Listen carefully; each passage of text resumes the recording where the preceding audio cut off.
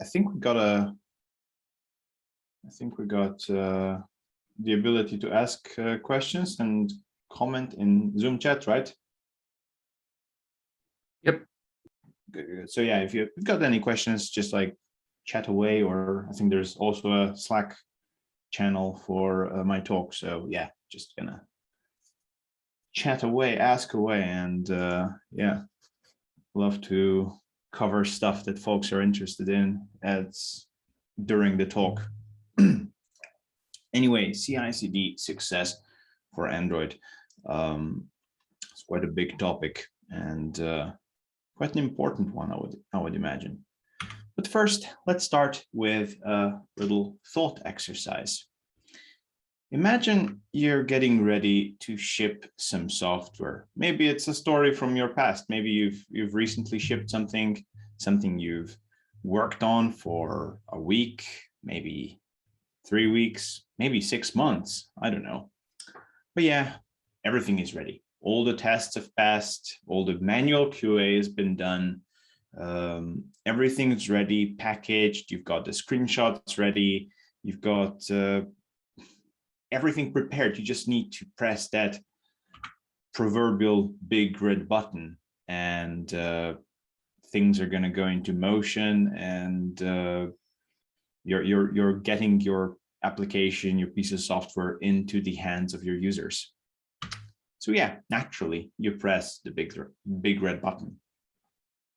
It has a nice audible click, like a nice mechanical keyboard, also like a tactile feedback. I like to imagine buttons like that. They're pretty cool. Anyway, and all there's left to do for you is really to breathe and wait for it to actually be propagated and get into the hands of your users. So as this is happening, all you can really do is, yeah, hold your breath, stare in silence, watch some dashboards, and then you've got 2 options. Option 1, keep holding your breath until it's uncomfortable, and wait to see if it actually blows up because you're nervous. Or you go home and enjoy your weekend because it's 4 p.m. on a Friday or something like that. I don't know about you, but I do like option B. It does seem more appealing to me.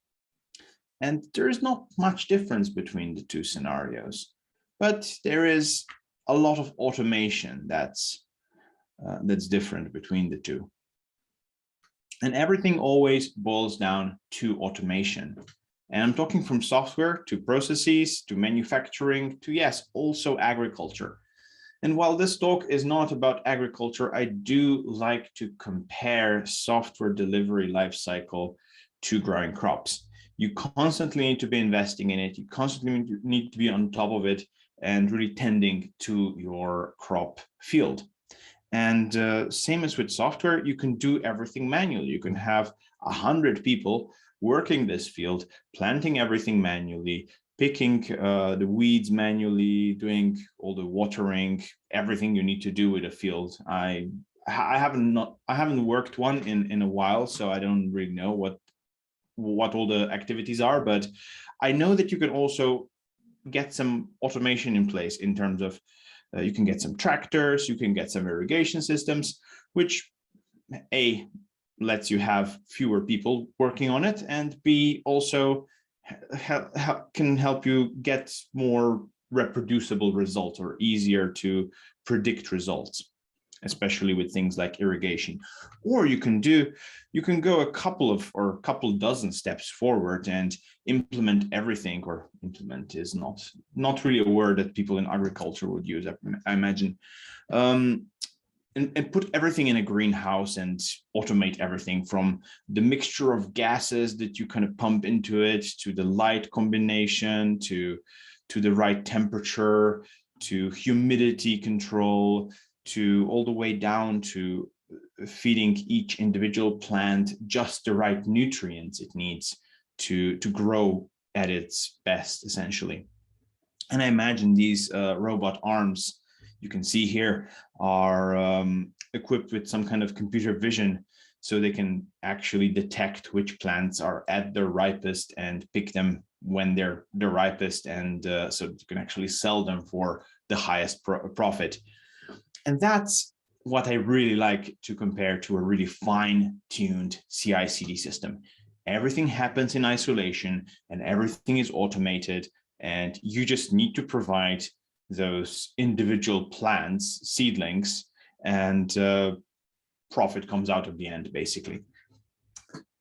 But of course, sometimes things don't go as planned, and your robots can definitely, and your greenhouse can definitely ruin your crops if it's misconfigured. While I don't imagine they are going to turn into robot dinosaurs and kill us all anytime soon, at least.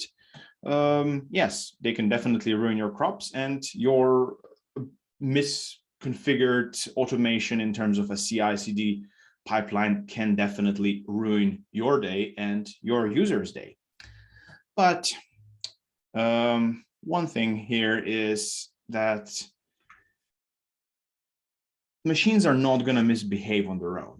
They're always, it's never the machine's fault. It's pretty much always us.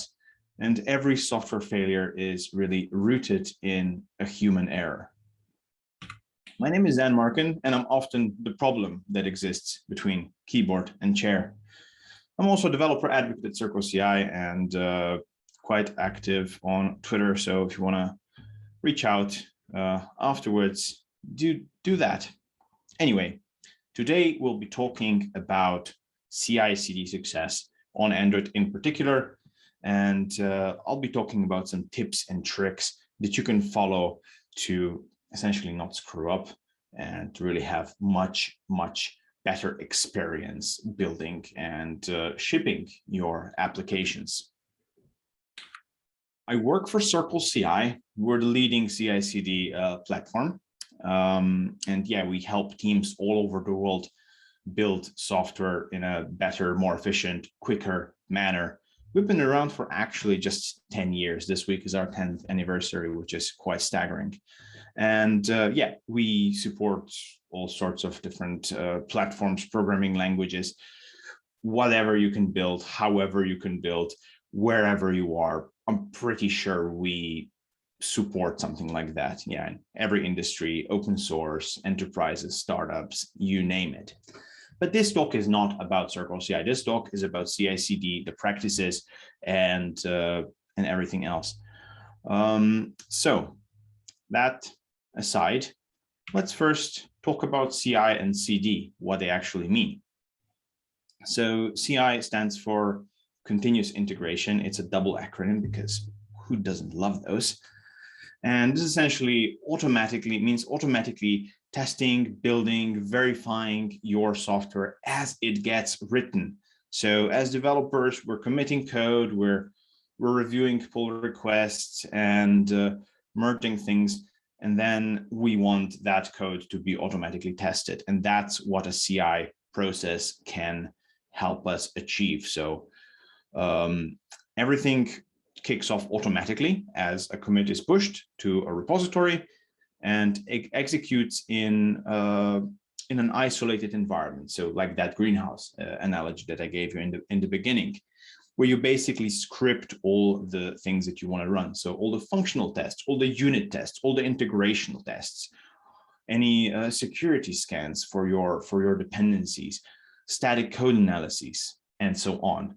And then produce the application for whatever environment. So a staging app, a development app, a production app, an app that's built for this particular app store,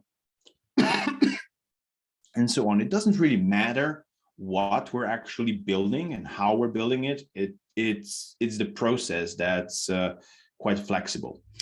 Another thing that's important to mention in a CI process and also in the CD process, but let's mention it here, is that everything is actually configured as code.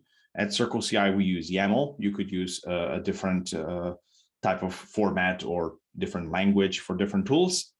But yeah, we use YAML, where you actually configure your environments, your jobs, your workflows, orchestrate those, And that's actually part of your repository. So it lives alongside your repository, which means that it's tied to the exact same commit as the rest of your application. So if an application has been built and tested successfully at today's or like just commit that you pushed just now, then you can always revert that and you can count on this commit to always be successful. And conversely, if you fail to build something, you can always count on it to fail to build in the future, provided you haven't changed anything else.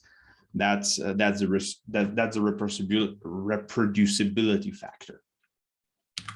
So yes, CD, the other part of the double acronym, means continuous deployment or continuous delivery, which is essentially getting that built application into the target environment, into the hands of the users or stakeholders that need to have it.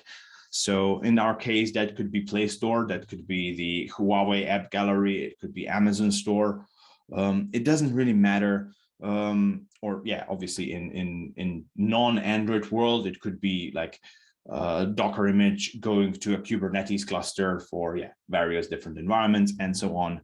Or it could be something that goes to your testing environment so that you're distributing something to your testers, beta testers, alpha testers, and so on.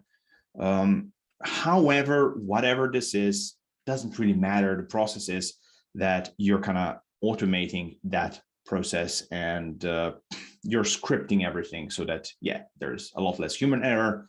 You're relying on things like maybe Fastlane to take the screenshots and automate, all that kind of error-prone process.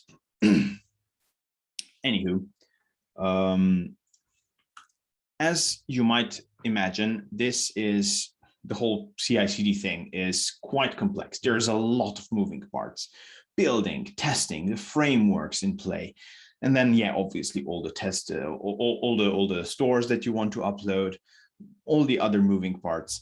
There's you could call them dimensions. I like to call them dimensions. And to be successful with CI/CD and really not kind of lose your mind about it, you need to be successful in every single one of them, or the ones that you use. So in this talk, we'll cover a few of those and really kind of break them apart and look at them from individual components perspective.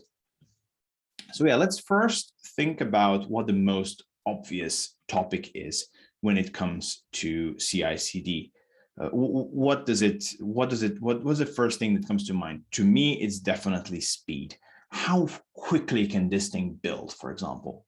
Because think about it, if you run a pipeline, if you run your jobs, you really want to get that kind of test results as quickly as possible so that you know that you don't have to go back. You're not waiting for a PR to be automatically verified, and you can just continue. And yes, obviously there's many ways to do that, but there is other aspects of speed as well. For example, time to recover from a failure. So if you're building off a main or master branch, you really want to have that kind of branch that's your main branch as your source of truth that is always in this deployable state. So if I run a CI/CD pipeline on this branch, I want to have an application that is always distributable. I can take that APK and install it on any device, and it's going to work. That's the ideal scenario. So sometimes we merge something that doesn't really work, and then our main branch essentially triggers a failing build. And it's really important to optimize for getting from that failing build back to a passing build that we can actually use as quickly as possible. So time to recovery is one of them. Or it could be an organizational factor. For example,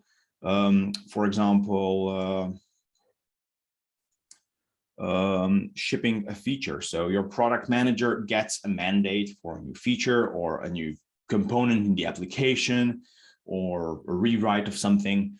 And how quickly can you get that into the hands of users, whether those users are actual customers, whether they're testers, whether they're stakeholders, whether it's your product manager, it doesn't really matter. But what matters is that you're really streamlining and really shortening that time. And that's something that CI/CD pipeline can definitely help you with it. And lastly, it's something that I like to think about when I'm thinking about DevOps teams in general. It's how you can actually onboard a new team member. You get a new member of the team, and sometimes the best thing to give them is a CI/CD pipeline in a configuration file and tell them, hey, check this out. This workflow will tell you which tests are being run, how we're running it, which environments we're deploying to, and so on. Obviously, there's the Gradle config as well. But a CI/CD is just this kind of top level view of everything that's happening. And that person can then review this and then come back to you with new questions. Because if you didn't have that, they would either have to go through all the documentation that may or may not be up to date, or even worse, actually interview someone on the team who has the tribal knowledge to kind of give them so that they can get up to speed. So yeah, these are the 4 subdimensions of the speed dimension. So yeah, let's talk about running our pipelines faster, which means running our tests faster, getting the test results faster, and building our apps faster, deploying our apps faster. First off, think about the resources that you're using. So in a CI/CD context, everything happens on a machine, whether that's a virtual machine hosted in the cloud or a Docker container, again, hosted in the cloud, or it's locally built, locally hosted on your own infrastructure. It doesn't really matter, but what matters is that you're really giving it the resources it needs. You know that Gradle builds a lot faster if you're doing, if you have a beefier machine, because it needs all the threads you'll give it, and it needs all the RAM that you'll give it. So yes, allocate a bit more. With a cloud-based tool, that's pretty easy to upgrade and downgrade. So you can just kind of experiment what works best. And you're likely to see some significant speed improvements if you're kind of starting off this default 2 gigs of RAM, 1 vCPU machine. And if you kind of get it closer to what a developer laptop might be. The next 2 are just like features that tend to be built into either the frameworks or the tooling, or even the CI/CD tool itself. So for example, cache. So we're caching things like dependencies, for example. Obviously, Gradle has its own caching tool. You can utilize that. That's completely fine. Or you can actually cache pre-built artifacts between subsequent job runs in a single pipeline. So for example, you've done all the processing for all the kind of intermediary steps that Gradle does. So basically cache a bunch of that and reuse that is super easy. Or again, like you can even store an artifact of the actual application and then run some types of for example, unit end-to-end tests on it. So you don't have to like rebuild it every single time in every single job, because you've done it once. Why do it twice? Cache is super important, like for dependencies as well. So obviously, if my favorite example is Node packages, because if you've used Node, you know how big Node modules folders get, and if you just kind of copy and paste that across builds, it's super easy to cache that. The second one is, or third one is running things in parallel. So it makes perfect sense, because obviously we've got so much resources at our disposal, but sometimes we just want to see one thing happen before everything else. But yeah, just like make sure that you're kicking off all the tests, functional and unit tests, integration tests, all sorts of tests in parallel, alongside any final builds, anything else, so that yeah, it doesn't really hold you back. Because if you got a 2-minute build and you're doing it at the end, you're basically adding 2 minutes to your entire build system or build time. So yeah, you can even do things like split tests in an individual test suite, which is super really awesome and cool. Because what you really can do is essentially, if you've got like a ton of espresso tests, for example, you can automatically split those across, for example, if the whole test suite runs for 1 hour, 2 hours. Worst one I've seen wasn't espresso, actually. It was cucumber, and that was like 7 or 8 hours. I have a whole talk about that. But yeah, like splitting that across different parallel jobs is super cool, super easy. And obviously, if you've got a 2-hour build, split it across 6 20 minutes. Yeah, I think that's 6 20-minute builds or 6 30-minute builds. 20 minutes. Yeah, sorry, maths. You're basically cutting that down. And lastly, you can pick what runs when. So that's more like strategic thinking. Obviously, if you might want to run, or you probably want to run your unit tests all the time, but maybe you don't want to run your more expensive tests and verifications all the single time, every single commit. So yeah, really just think about what you actually need to run when. And this actually falls into place.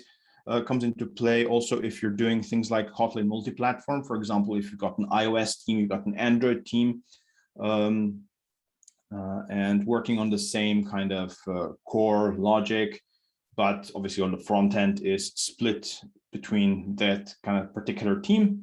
So if, for example, you're working on the Android client, not the Kotlin core, you can actually just kind of build just that kind of Android bits, as opposed to rebuilding the whole thing. So that's another technique you can follow.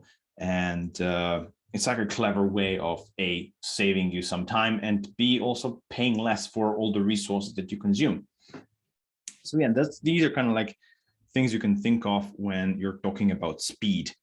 But obviously there's other aspects. Obviously, things don't always go to plan. Sometimes we get stuck, and we have things waiting for us, like this lovely ship from Suez Canal from a couple of months ago. So yeah, sometimes our builds do fail, and how we need to know how best and fastest to recover from those failures. First off and foremost, the most important things is really understand what's happening to your builds. Obviously, every tool is different. Every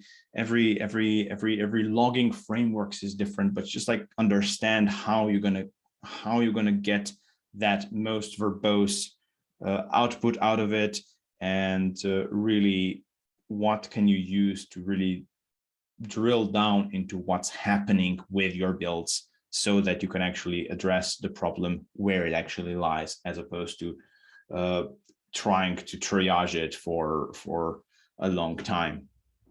An important thing is to know also how to access those logs, because you probably don't want to scroll through it in the CI interface. You want to get them out and then use some kind of data processing tools, like just like command line tools, for example, like grep, to easily grab them, or yeah, something even more bespoke. And yeah, also build artifacts. For sometimes you want to get that debug build that didn't really pass your tests out and see what's happened and understand it. And another nifty feature is the ability to debug builds as they actually fail. So we've got a feature called SSH debugging. So you basically start a job that turns on SSH. So you can SSH into that running Docker container that ran your job and failed your job. So you can actually debug the state of the application, see, okay, maybe I can run these tests, maybe my emulator is not running. Emulator won't work in a Docker container. Obviously, it will work on a virtual machine anyway. But yeah, it's like super cool, super easy way. So you don't have to like change one thing, rebuild, change another thing, rebuild all the time. You just kind of go in and fix everything. Magic. And speed is, yeah, super important.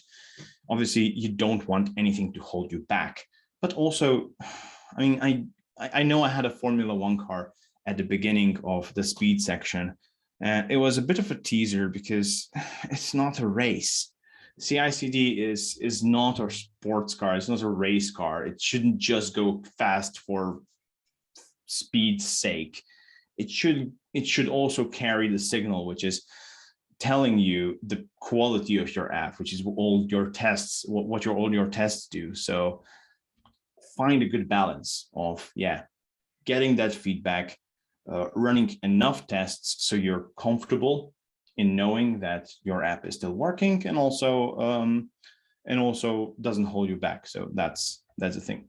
And yeah, obviously, if you see red lights flashing, go fix them, because your build is broken and you can't actually ship anything. And you want to ship things because we want to get we want our users to get the coolest and latest things, don't we? Anyway, speaking of coolest and latest things, sometimes shipping too fast lets us forget about things like security, which is not something you should be forgetting about, because risks are ever growing and ever increasing. So how can a CI system actually help us secure our applications better?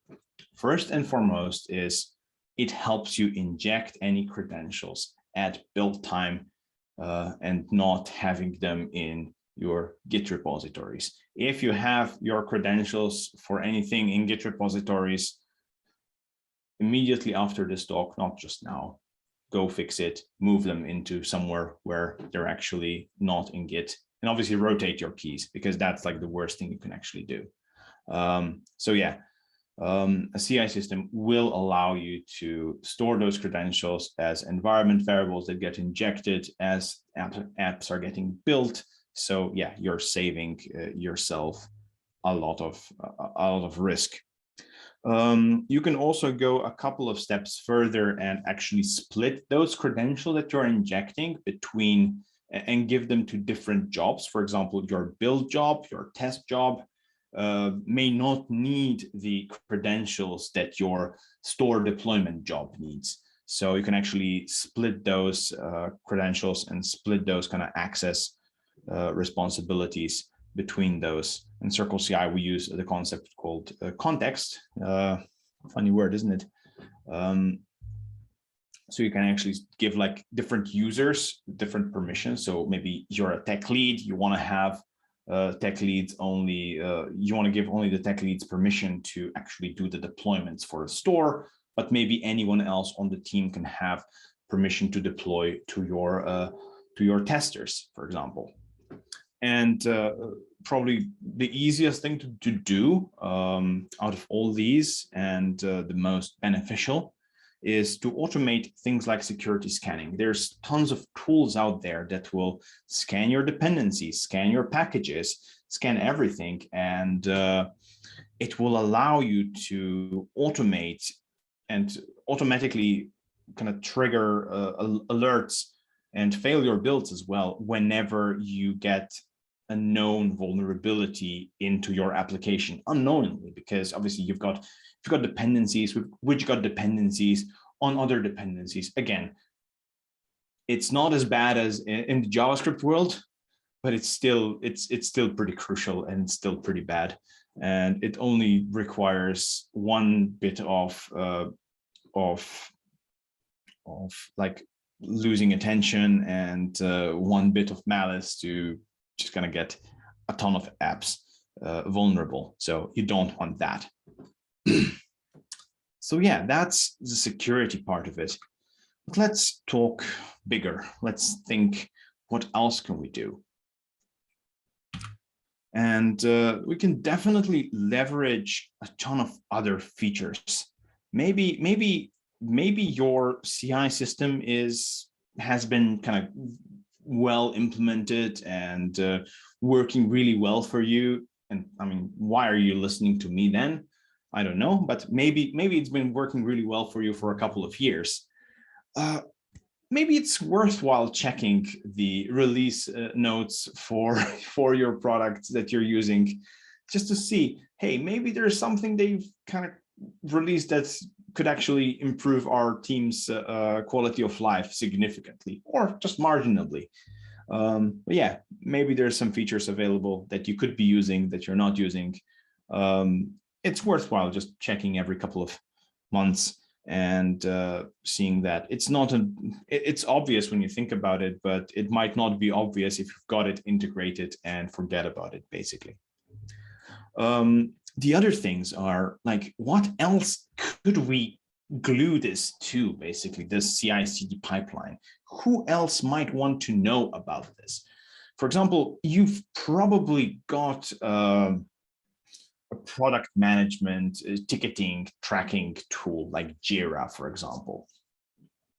If you're using something like that, you can actually kind of tie your CI builds to your ticket, so that when you've kind of deployed something that fixes a known bug or fixes or finishes a feature, you actually flag that in your product management tool automatically. And that's like, obviously saves you a bunch of time because you don't have to go in there and forget to do this. But you can also just kind of get a ton of other services and also other people involved. So maybe you've got an ops team that wants to know about the application that you just deployed. Maybe they've got some dashboard that they need updating. So how do you get that kind of deployment information wherever it needs to be to whoever is relevant? So it saves you writing a couple of emails. It saves you writing Slack messages, because you can just automate that. And yeah, there is like tools you can definitely integrate with things like webhooks, with things like just kind of scripting API calls essentially as well. So that's definitely worth considering. And yeah, if it saves your team time, if it saves you from tedious work, I think it's worth investing into. So yeah, speaking of teams, it's not a DevOps talk if we're not talking about how we can get teams more successful. And CI/CD is definitely a team responsibility. It will be team burden if you don't wield it properly. I can guarantee you that. Like I've been on teams that had every single retro discussions about how horrible the CI setup is, and you really want to avoid that. And for that, you want to kind of empower everyone to be able to contribute, understand, and really be as just a little bit knowledgeable about how everything is put together, so that they can actually get a ton out of it. And yes, spread that knowledge to avoid bottlenecks, so you can go on vacation normally, or you can go to a different team doing different things without doing a huge brain dump, forgetting half of the things and then being chased a couple of months later after you've forgotten everything. So yeah, you avoid spreading, you avoid kind of siloing this tribal knowledge. And yeah, it allows you to get more team members onboarded quicker, as I mentioned earlier. So yeah, that's just a couple of the things, but obviously there is a lot of happiness, developer productivity, and happiness involved in just kind of eliminating all that cruft that I mentioned in the previous section. We just kind of like automating your ticketing and things like that. So yeah, we've deployed our application. We've forgotten about it because we've done everything correctly. So yeah, we can just turn off our pager duties and go to the pub, right? Probably not. This thing is, however well you're following your bestest of practices, you will always encounter a broken deploy or a broken application once in a while. And it's not a bad thing, it's just the nature of things. There's inevitably that you're going to miss something. And if that happens, if you've shipped something that's not working, that's crashing for your users, or yeah, like just like app not working because you've kind of missed one small thing, a CI/CD tool that's kind of really well automated can help you recover fast from this story. If you're thinking about how releases happen, you've built this application of this at this state, and you've deployed it to a store and it was working. And then a week later, you've deployed an application that had a bug that obviously stops your users from using it. A best thing to do is to quickly get back to the previously working version. And for that, the easiest thing to do is just run the deployment pipeline again, making sure obviously that you're injecting the new version numbers. But once you've got that, it should be an easy, straightforward way to get everything done. Obviously, there's things like database migrations that could cause some issues or are harder to recover from. But definitely it's a lot easier if you've got this pipeline that's all automated and helps you do everything. In addition, because you're running all your tests, because you're running all your builds all the time, you know constantly that your app is shippable. So you can actually ship a lot smaller changes and ship more often, like every week, every few days, instead of every 3-6 months, whatnot. So yeah, and once we've got that, all the ideas about how we're going to do this in practice, we actually need to put them into practice. So set up like a fire drill for your team, knowing let's ship something, or let's say we shipped something broken. How do we revert that to a previous build? And just kind of go through that, have a playbook written down, and yeah, just practice on it every once in a while, every few months, so that you're ready for when it happens, because it's not something you want to be figuring out at 3 a.m. in the morning when you get a support call. Anyway, ultimately, to be successful with CI/CD, it means to be free, to me at least. And it means that you're free to deliver software in a way that works for you on your own terms, that works for your team, that lets you focus on really kind of producing quality work, that helps you have your team as happy and successful as possible, because that's how they don't leave, that's how they grow as engineers. And yeah, it allows you to adapt to change much faster. It allows you to ship a lot smaller, faster, and more frequently, and yeah, also recover from failure as quickly or easily as humanly possible. And yeah, you've got this process which is all documented in the code, and it's tied to your actual app versions, which is really nice thing to have. Anyway, my name is Markan. This was a talk on CI/CD success on Android. If you've got any questions, I'd love to hear them. And if not, I hope you have a lovely day and lovely weekend as well.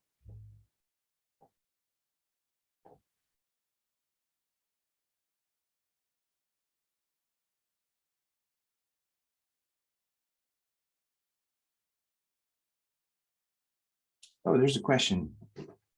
Any suggestions for reducing the flaky tests in Android? Yeah, don't write flaky tests.